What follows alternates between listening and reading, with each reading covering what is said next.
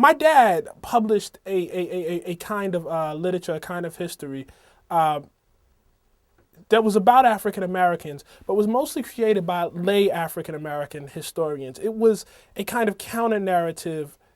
The social sciences, for many years, especially post slavery, were basically deployed as a weapon against African Americans.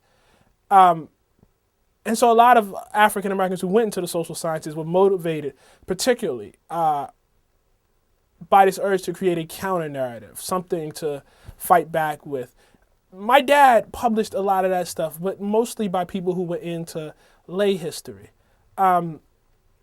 His point was to create a tradition, to show that we had a tradition of recording our own history and what that tradition looked like. African Americans, unlike other Americans, don't have the sort of lineage thing. We can't trace our people back to a certain portion of Italy. We can't, trace our folks back to a certain county in Ireland. We don't have that. We begin here. We are in many ways, maybe short of Native Americans, the only real true Native Americans. Because we really do begin here. I mean, those of us who live in cities migrated up from the South, so our motherland is very much Mississippi, North Carolina, Alabama. I say that to say, I would read those books and they would fill in for me who I was. I need a better way of saying it, but I don't have one. It was like religion for me.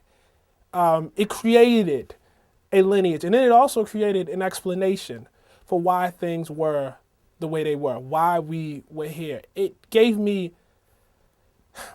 not an objective understanding, okay, but it gave me purpose almost.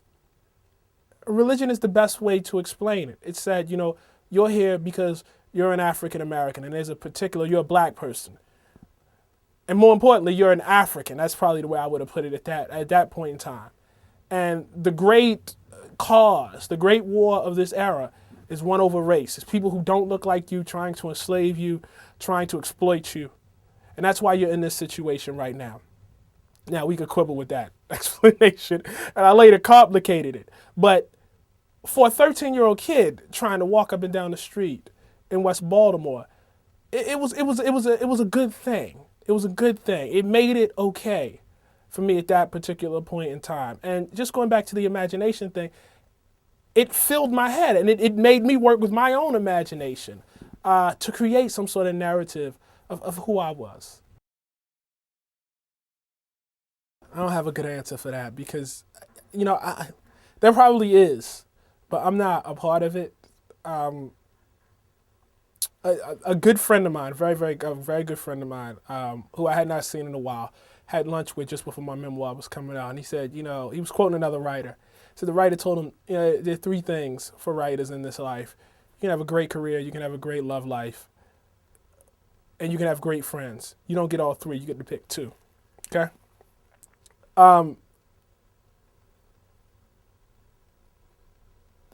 I picked the love life, and I picked my career.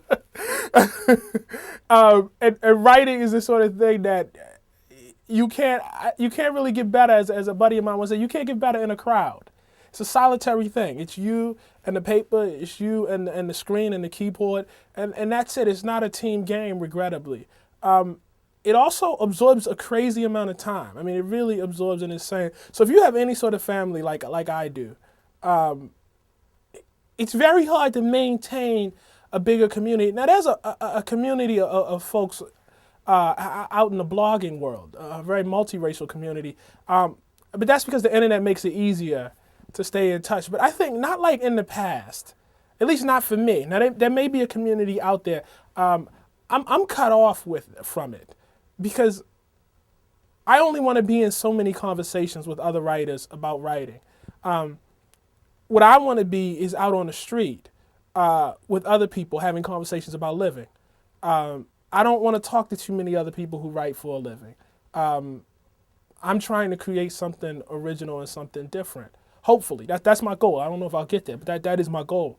I'm not interested in having too many conversations about writing. I want to know what's going on out in the world and try to reflect that.